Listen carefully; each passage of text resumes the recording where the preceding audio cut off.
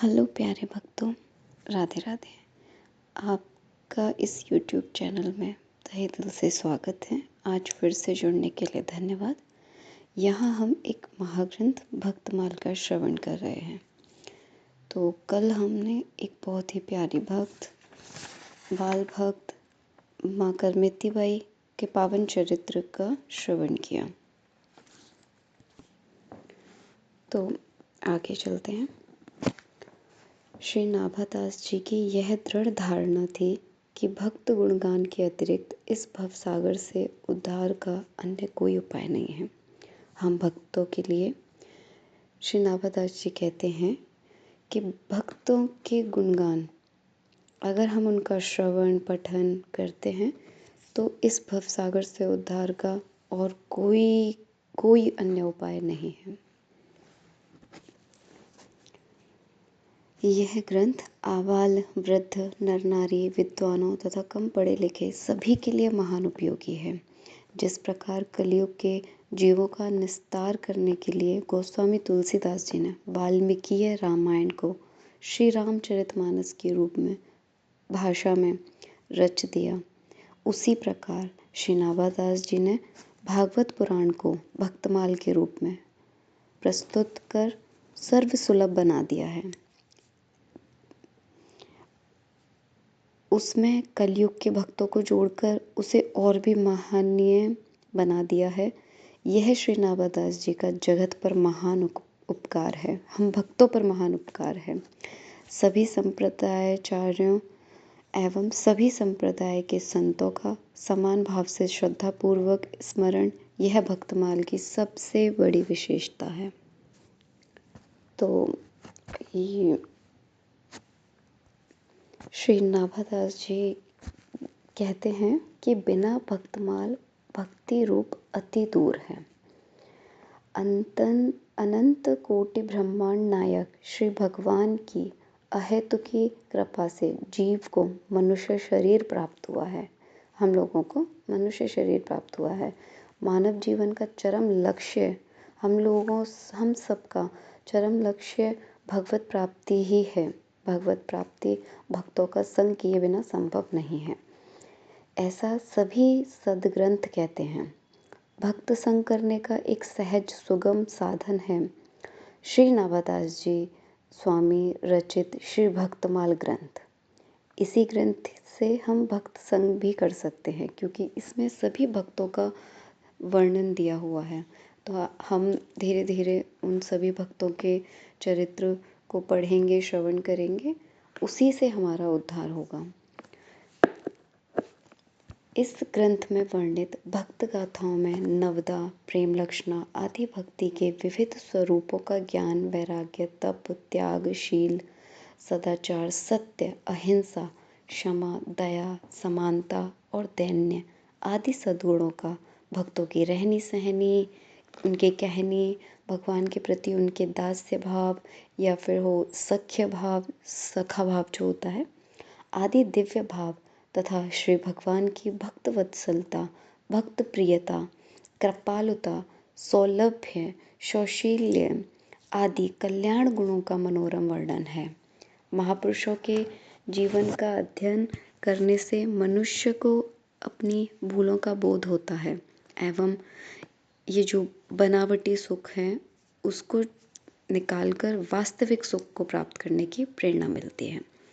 उनके चरित्रों को हृदयंगम करने से मनुष्य की विषय वासना, भोग वासना जो होती है विषयों के प्रति, वो दुष्कर्म प्रवृत्ति, अन्याय से या अन्याय के थ्रू अर्थोपार्जन की जो वृत्ति होती है आदि समस्त दोष जड़ मूल से नष्ट हो जाते हैं। वे सभी लाभ भक्तमाल ग्रंथ के अध्ययन से प्राप्त होते हैं।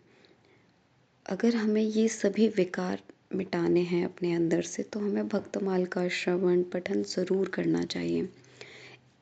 वे सभी लाभ भक्तमाल ग्रंथ के अध्ययन से प्राप्त हो जाते हैं। तथापि इस ग्रंथ की विशिष्ट देन है अहंकार का नाश अर्थात दैन्य की उपलब्धि।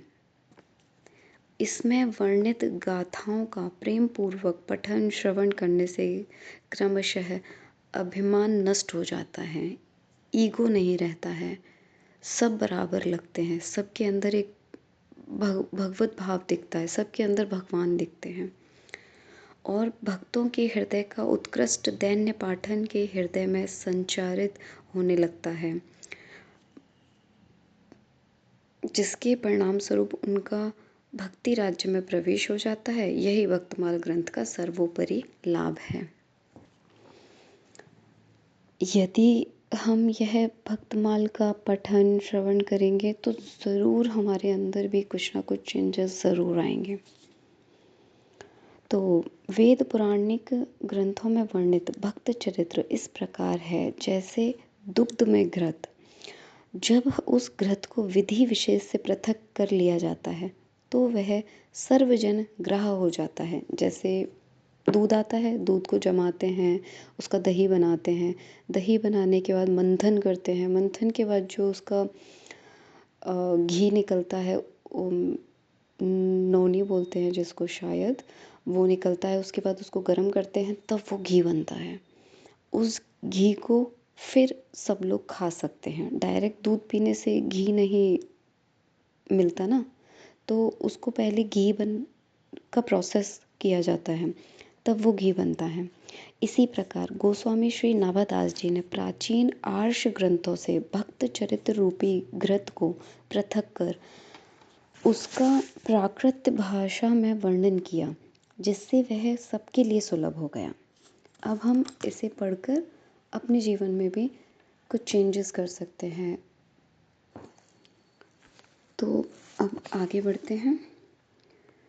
इसमें भगवत भक्तों द्वारा की गई प्रार्थनाएं हैं कुछ, जैसे ध्रुव जी की प्रार्थना, उन्होंने भगवान को कैसे पुकारा, प्रहलाद जी की प्रार्थना, भीष्म की, कुंती की, इन सभी भक्तों की प्रार्थना का वर्णन है। हम इन सब पर नहीं जा रहे हैं अभी, बिकॉज ये श्लोक में दे रखा है। तो भक्तमाल का जो प्रारंभ है वो 24 अवतारों की कथा से होता है। भगवान के जो 24 अवतार हुए उनकी कथा से होता है। तो शुरू करते हैं। मंगल में मीन, वराह, कच्छप, नरसिंह तथा वामन आदि भगवान के 24 अवतारों की जय हो, जय हो। इनका मंगल हो, हम इन्हें नमस्कार करते हैं। परशुराम, रघुवीर, श्री राम एवं श्री कृष्ण आदि सभी अवतारों की पवित्र कीर्ति संसार को पवित्र करने वाली है। बुद्ध, कल्कि, व्यास, पृथु, हरि, हंस, मनवंतर, यज्ञ, ऋषभ, हयग्रीव, ध्रुववर्दायी, श्रीहरि, धन्वंतरी, नरनारायण, दत्तात्रेय, कपिलदेव एवं सनक, सनंदन, सनातन एवं सनत कुमार सभी मुझ दास पर कृपा करें। सभी हम भक्तों पर कृपा करें। 24 अवतारों के रूप एवं उनकी लीलाएं अत्यंत सुंदर हैं। इन अवतारों के समेत गुरुदेव श्री अग्रदास जी महाराज मेरे हृदय में अपने श्री चरण स्थापित करें। हम सबके हृदय में अपने श्री चरण स्थापित करें, हम पर अपनी कृपा दृष्टि बरसाएं।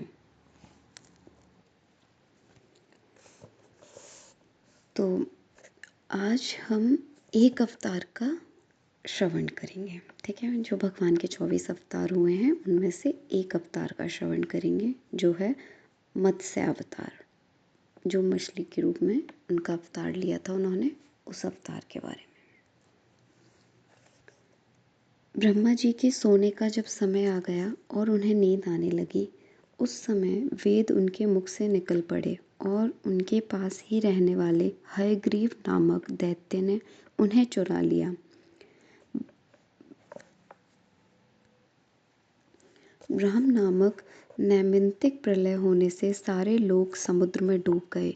श्री हरि ने हयग्रीव की चेष्टा जान ली और वेदों का उद्धार करने के लिए मत्स्यावतार ग्रहण किया।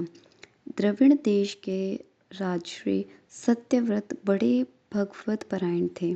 वे मलय पर्वत के एक शिखर पर केवल जल पीकर तपस्या कर रहे थे। वे ये ही वर्तमान महाकल्प में वैवस्वत मनु हुए। एक दिन कृतमाला नदी में तर्पण करते समय उनकी अंजलि में एक छोटी सी मछली आ गई। उन्होंने उसे जल के साथ फिर नदी में छोड़ दिया। उसने बड़ी प्रार्थना की कि मुझे जल जंतु खा लेंगे, मेरी रक्षा कीजिए। राजा ने उसे जल पात्र में डाल लिया। वह इतनी बड़ी कि कमंडलू में स्थान न रहा। तब राजा ने उसे एक बड़े मटके में रख दिया। 2 घड़ी में वह 3 हाथी की हो गई। तब उसे एक बड़े सरोवर में रख दिया। थोड़ी ही देर में उसने महामत्स्य का आकार धारण किया। जिस किसी जलाशय में रखते उसी में वह बड़ी हो जाती। तब राजा ने उसे समुद्र में छोड़ दिया। उसने बड़ी करुणा से कहा, राजन, आप मुझको इसमें ना छोड़ें, मेरी रक्षा करें। तब उन्होंने प्रश्न किया, मत्स्य रूप धारण करके मुझको मोहित करने वाले आप कौन हैं? आपने एक ही दिन में इतने कोस के विस्तार का सरोवर घेर लिया। आप अवश्य ही सर्वशक्तिमान,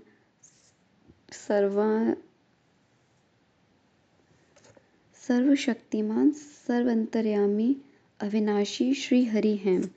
आपने यह रूप किस उद्देश्य से ग्रहण किया है? तब भगवान ने कहा, आज से 7वें दिन तीनों लोग प्रलयकालीन समुद्र में डूब जाएंगे। तब मेरी प्रेरणा से एक बड़ी भारी नाव तुम्हारे पास आएगी। उस समय तुम समस्त प्राणियों के सूक्ष्म शरीरों को लेकर सप्त ऋषियों के समेत उस पर चढ़ जाना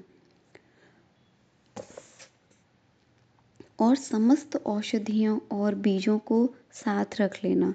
जब तक ब्रह्मा की रात्रि रहेगी तब तक मैं तुम्हारी नौका को लिए समुद्र में विहार करूंगा और तुम्हारे प्रश्नों का उत्तर दूंगा। यह कहकर मत्स्य भगवान अंतर्ध्यान हो गए। प्रलय काल में वैसा ही हुआ जैसा भगवान ने कहा था। मत्स्य भगवान प्रकट हुए। उनका शरीर सोने के समान देदीप्यमान था और शरीर का विस्तार 4 लाख कोस का था। शरीर में एक बड़ा भारी सींग भी था। वह नाव वासुकी की नाग से सींग में बांध दी गई। सत्यव्रत जी ने भगवान की स्तुति की। भगवान ने प्रसन्न होकर उन्हें अपने स्वरूप का संपूर्ण परम रहस्य और ब्रह्म तत्व का उपदेश किया, जो मत्स्य पुराण में है। ब्रह्मा की नींद टूटने पर भगवान ने हयग्रीव को मारकर श्रुतियां ब्रह्मा जी का लौटा दिया।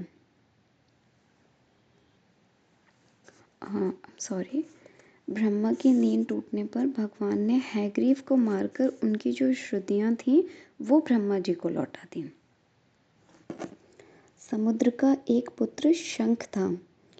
इसने देवताओं को परास्त करके उनको स्वर्ग से निकाल दिया। सब लोकपालों के अधिकार छीन लिए। देवता मेरुगिरी की कंदराओं में जा छिपे, शत्रु के अधीन न हुए।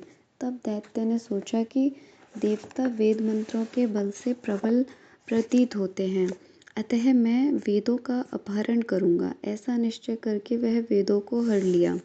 ब्रह्मा जी कार्तिक की प्रबोधिनी एकादशी को भगवान की शरण में गए। भगवान ने आश्वासन दिया और मछली के समान रूप धारण करके आकाश से वे विघ्न पर्वत निवासी कश्यप की अंजलि में गिरे। मुनि ने करुणावश उससे क्रमशः कमंडलू, कूप, सरिता आदि अनेक स्थानों में रखते हुए अंत में उन्हें समुद्र में डाल दिया। वहां भी वह बढ़कर विशालकाय हो गए। तदंतर उन मत्स्य रूपधारी भगवान ने शंखासुर का वध किया और विष्णु रूप में उसे हाथ में लिए वे बद्री वन में गए।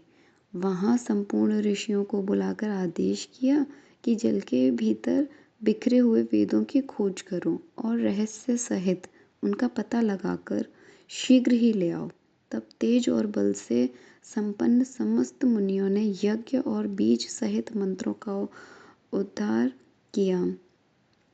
जिस वेद के जितने मंत्रों को जिस ऋषि ने उपलब्ध किया, वही उतने भाग का तब से ऋषि माना जाने लगा। ब्रह्मा समेत सब ऋषियों ने आकर प्राप्त किए हुए वेदों को भगवान को अर्पण कर दिया।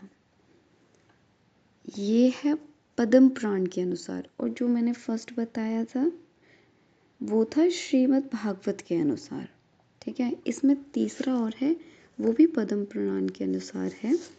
वो है कि दिति के मकर, हयग्रीव, महाबलशाली, हिरण्याक्ष, हिरण्यकश्यपु, जम्ब और मैं आदि पुत्र हुए। मकर ने ब्रह्मलोक में जाकर ब्रह्मा जी को मोहित करके उनसे संपूर्ण वेद ले लिए। इस प्रकार श्रुतियों का अपहरण करके वह महासागर में घुस गया। फिर तो सारा संसार धर्म शून्य हो गया। ब्रह्मा जी की प्रार्थना से भगवान मत्स्य रूप धारण करके महासागर में प्रविष्ट हुए और मकर दैत्य को थुथुन के अग्रभाग से विदीर्ण करके उन्होंने मार डाला और अंग उपांगों सहित संपूर्ण वेदों को लाकर ब्रह्मा जी को समर्पित कर दिया। यह भी पद्म पुराण के अनुसार है। मतलब अंततः यही निकलता है कि मत्स्य पुराण में भगवान विष्णु ने मछली का अवतार लिया और ब्रह्मा जी के वेदों की रक्षा की। इस चर्चा को आज यहीं विराम देते हैं। कल एक और अवतार को श्रवण करेंगे, श्री वराह अवतार। राधे राधे।